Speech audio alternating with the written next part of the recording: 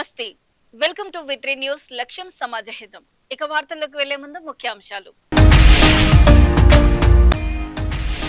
నిర్మల్ జిల్లాలో దొంగల ఆట కట్టించేందుకు పోలీసుల మాస్టర్ ప్లాన్ 7 ప్రత్యేక చెక్ పోస్టులతో 24 గంటల నిఘా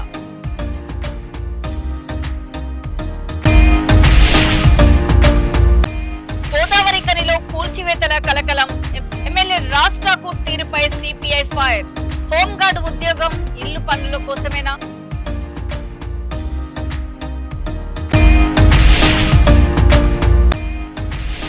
హోంగార్డ్ల ఉద్యోగం ఇళ్ల పనుల కోసమేనా కృష్ణా జిల్లాలో మహిళా హోంగార్డు రూపకల సంచలన ఆరోపణ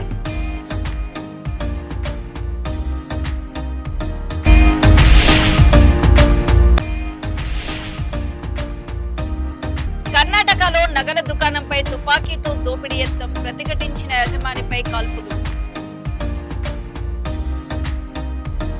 నిర్మల్ జిల్లాలో దొంగతనాలు ఇతర నేరాలను అరికట్టేందుకు జిల్లా పోలీస్ శాఖ ప్రత్యేక కార్యాచరణ చేపట్టింది.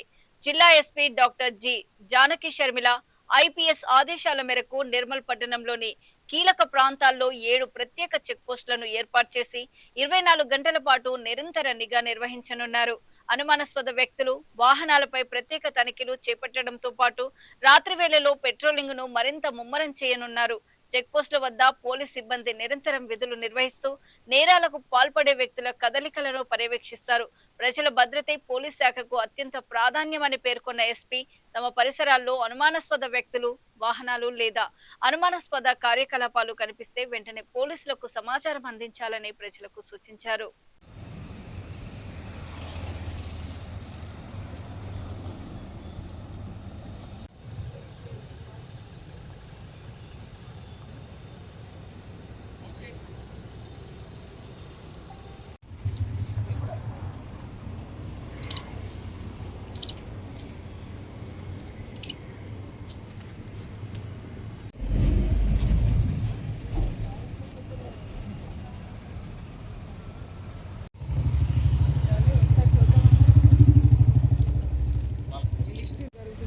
నిర్మల్ ప్రజలకి దీంతో సహకరించాలని కోరుతున్నాను.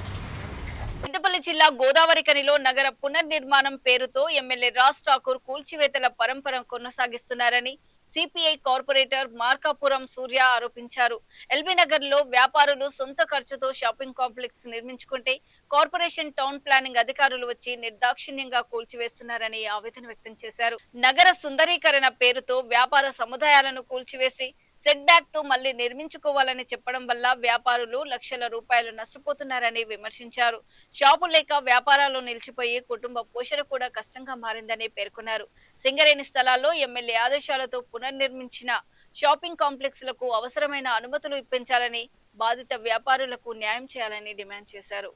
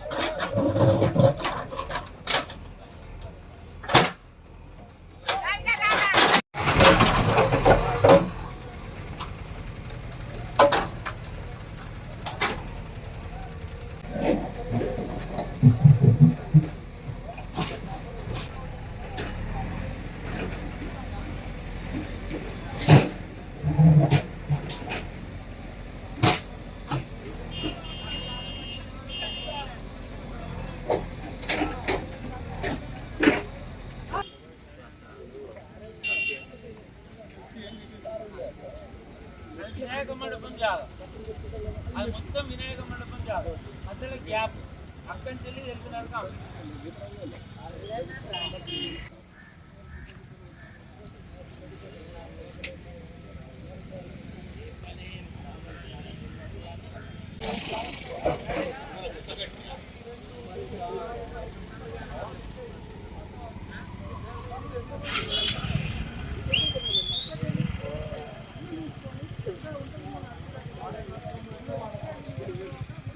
LB Nagar to fine line road వెడల్పులో భాగంగా ఎల్బీ నగర్ లో కొన్ని షాపులు పోవడం జరిగింది.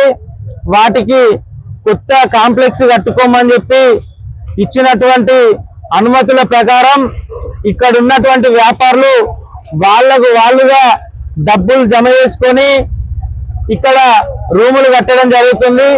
ఈ క్రమంలోనే ఉదయం టౌన్ ప్లానింగ్ సిబ్బంది వచ్చి ఇక్కడి కాంప్లెక్స్ కు అనుమతి లేదని చెప్పి ధ్వంసం చేయడం జరిగింది.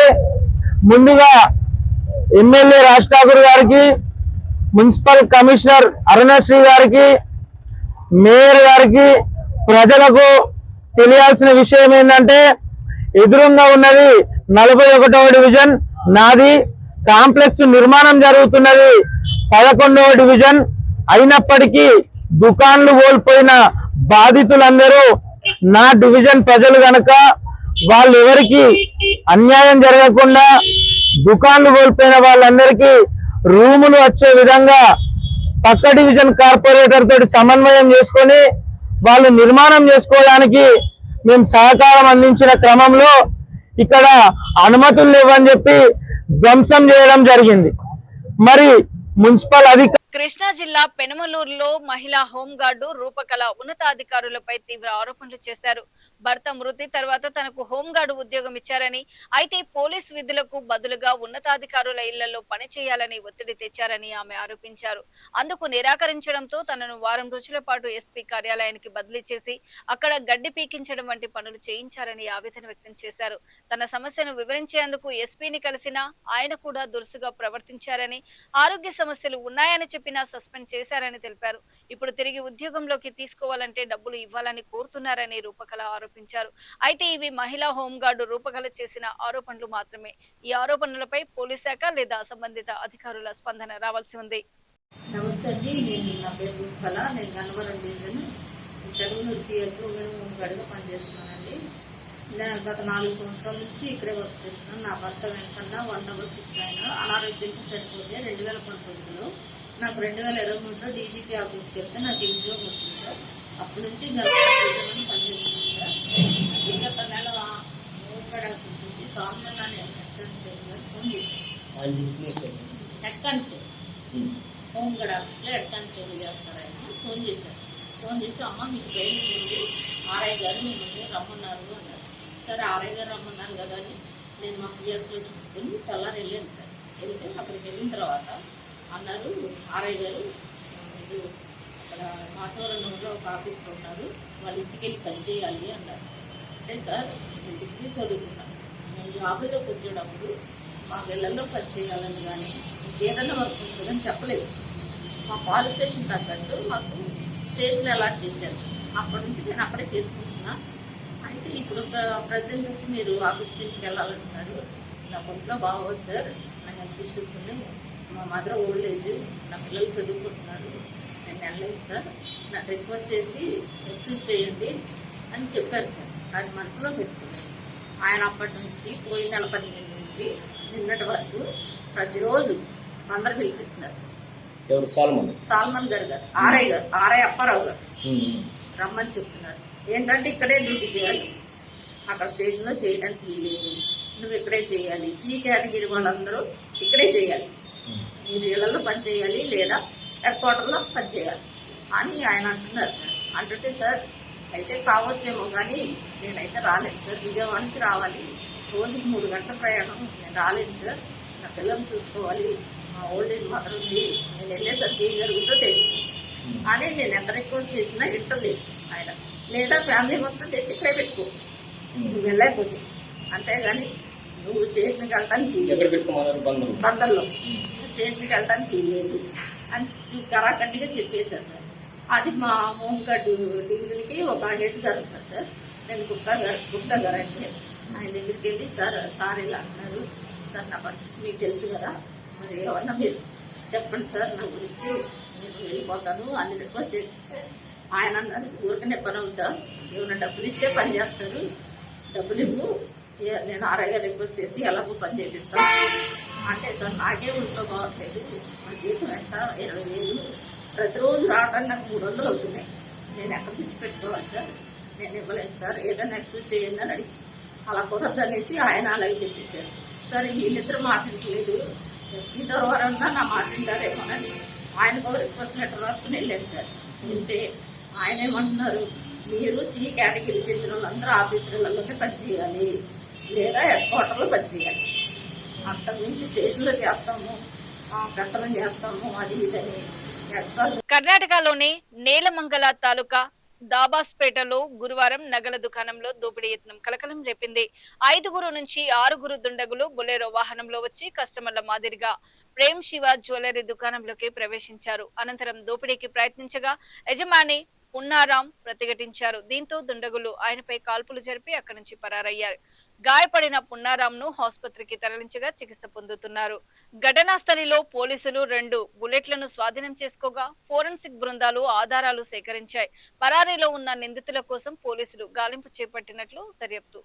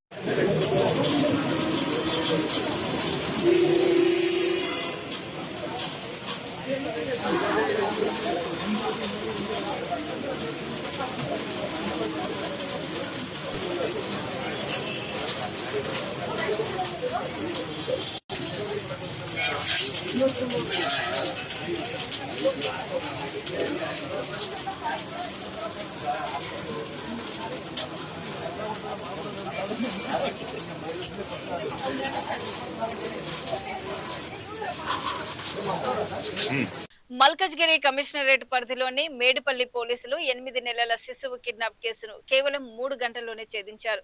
వాచ్మెన్ గా పనిచేసిన నల్ల దుర్గాభవాని చిన్నారిని అపహరించి కర్మన్ ఘాట్ కు తీసుకెళ్తూ ఉండగా సీసీటీవీ ఫుటేజీలు, సాంకేతిక ఆధారాల సహాయంతో పోలీసులు వేగంగా స్పందించి శిశువును సురక్షితంగా రక్షించారు. అనంతరం చిన్నారిని తల్లిదండ్రులకు అప్పగించారు.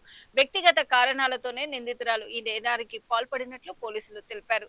కేసును అత్యంత వేగంగా ఛేదించిన పోలీస్ బృందాన్ని ఉన్నతాధికారులు అభినందించి రివార్డులు ప్రకటించారు.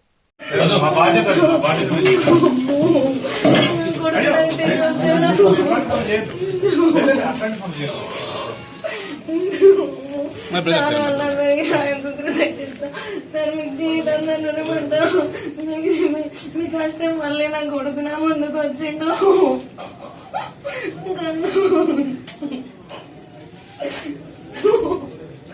టైంకి రెస్పాండ్ అయ్యారు సార్. మీరు మీ హెల్ప్కి చాలా థ్యాంక్స్.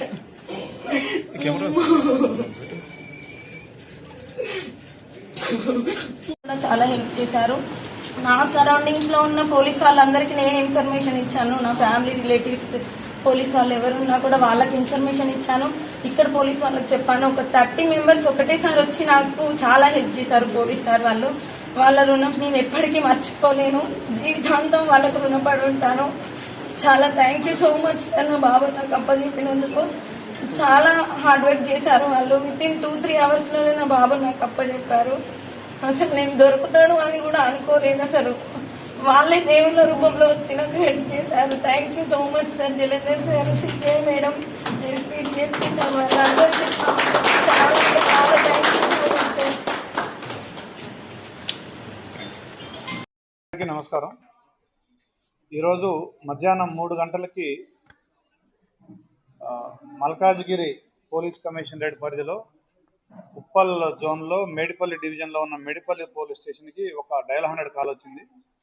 ఆ డయల్ 100 కాల్ సారాంశం ఏంటంటే, ఒక 8 నెలల వయసున్న బాబు, ఈ బాబు పేరు వైష్ణవ్ రుద్రాంశ్.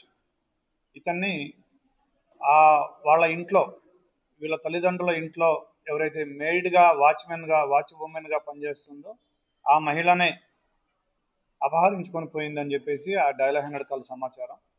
ఆ సమాచారంతో వెంటనే అలర్ట్ అయిన మా ACP Medipally and SHO Medipally and team ఇమ్మీడియట్గా రెస్పాండ్ అయ్యి ఇమ్మీడియట్గా మా సిపి గారి నోటీసులు పెట్టి ఈ విషయాన్ని సిపి గారి ఆదేశాల మేరకు స్పెషల్ టీమ్స్ ఒక 6 టీమ్స్ ఏర్పాటు చేసి ఇమ్మీడియట్గా Cherlapally railway station, Imlibun bus station and మిగతా ప్రాంతాలు ఎల్బీ నగర్ ఏరియా, అదేవిధంగా సూర్యాపేట ఏసీపీ మేడిపల్లి గారు సూర్యాపేట డిఎస్పీతోనూ దేవరకొండ డిఎస్పీతోనూ మాకున్న సాంకేతిక ఆధారాల మేరకు అక్కడ వాళ్ళతో కూడా మాట్లాడి దేవరకొండలో అయితే ఎవరైతే ఈ సస్పెక్ట్ ఉన్నారో, ఎవరైతే తీసుకెళ్లిన మహిళ ఉన్నారో ఆ మహిళ యొక్క భర్త వాళ్ళ తల్లి ఆవిడ దగ్గరికి కూడా వితిన్ 1 అవర్ ఇన్సిడెంట్ జరిగిన వితిన్ 1 అవర్లో దేవరకొండ నుంచి ఒక కానిస్టేబుల్ వెళ్ళి మఫ్టీలో ఆ మదర్ తోటి మాట్లాడి వాళ్ళ లేటెస్ట్ అడ్రస్ కర్మన్ ఘాట్లో ఉంటున్నారని తీసుకొని మళ్ళీ వితిన్ 2 అవర్స్లో కర్మన్ ఘాట్కు రీచ్ అయ్యి మళ్ళీ ఆ ఇల్లు ఖాళీ చేసినారు. వాళ్ళు ఖాళీ చేసిన తర్వాత వితిన్ 3 అవర్స్ ఆ బాబు ఎవరైతే వైష్ణవ్ రుద్రాంశ్ ఉన్నాడో ఆ బాబుని వితిన్ 3 అవర్స్లో ఎస్హెచ్ఓ మేడిపల్లి అండ్ టీమ్ ఇమీడియట్గా ఆ బాబుని రెస్క్యూ చేయడం జరిగింది. ఇందులో జరిగిన వరంగల్ పశ్చిమ నియోజకవర్గం ఎమ్మెల్యే నాయని రాజేందర్ రెడ్డి క్యాంపు కార్యాలయం ఎదుట ఓ కుటుంబం పెట్రోల్ పోసుకుని ఆత్మహత్య యత్నానికి పాల్పడడంతో ఉద్రిక్త పరిస్థితులు నెలకొన్నాయి. కాంగ్రెస్ నాయకుడు బొంత సారంగపాణి తమ భూమిని కబ్జా చేసేందుకు ప్రయత్నిస్తున్నారని, తమకు ప్రాణహాని ఉందని ఆరోపిస్తూ బాధిత కుటుంబ సభ్యులు ఆందోళనకు దిగారు. పలుమార్లు అధికారులకు ఫిర్యాదు చేసినా న్యాయం జరగలేదని ఆవేదన వ్యక్తం చేశారు. పెట్రోల్ పోసుకుని ఆత్మహత్య యత్నానికి ప్రయత్నించగా పోలీసులు, స్థానికులు వెంటనే అప్రమత్తమై వారిని అడ్డుకున్నారు. తమ ఫిర్యాదుపై అధికారులు సమగ్ర విచారణ జరిపి న్యాయం చేయాలని బాధితులు డిమాండ్ చేశారు.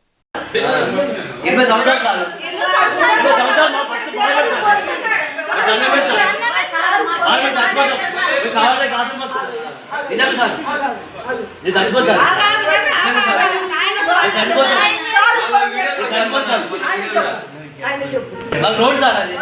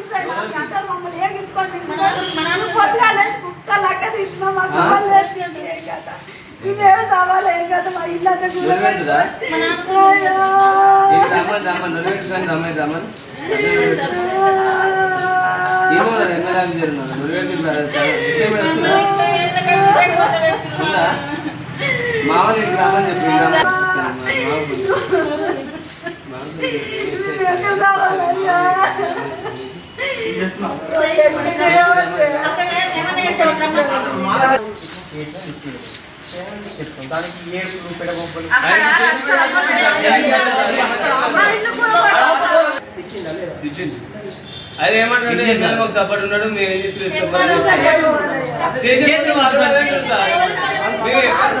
గతంలో మేము ఎఫ్ఐఆర్ చేసినాం సార్. అప్పుడు 5 సంవత్సరాల కింద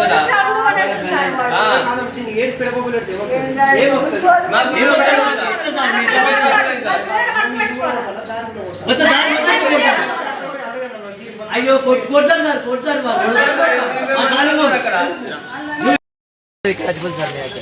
అంత ఆగకుండా ఆయన చచ్చిపోడు.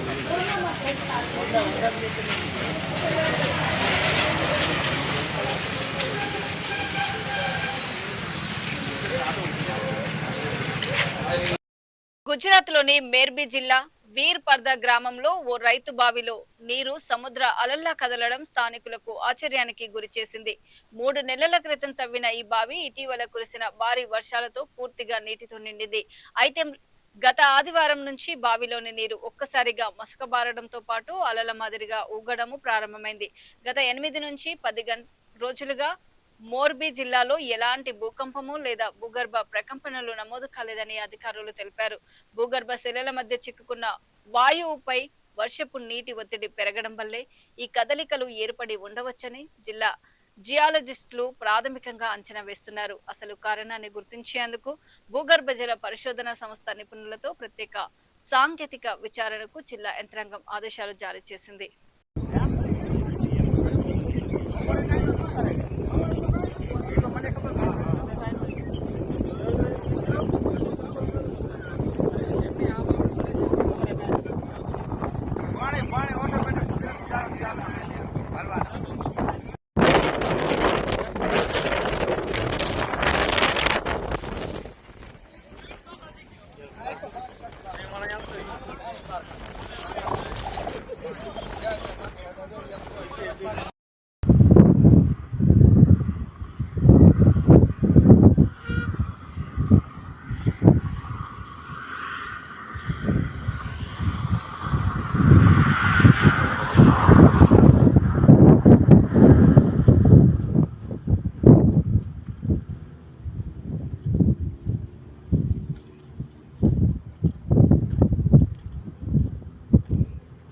ఇవి ఇప్పటి వరకు ఉన్నటువంటి బులెటిన్ అప్డేట్స్.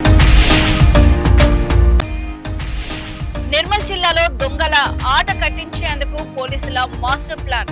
7 ప్రత్యేక చెక్ పోస్టులతో 24 గంటల నిఘా.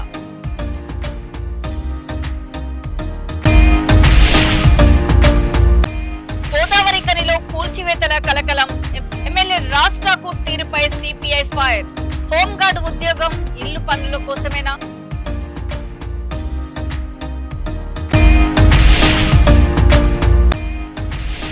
హోంగార్డుల ఉద్యోగం ఇళ్ల పనుల కోసమేనా? కృష్ణా జిల్లాలో మహిళా హోంగార్డు రూపకల సంచలన ఆరోపణ.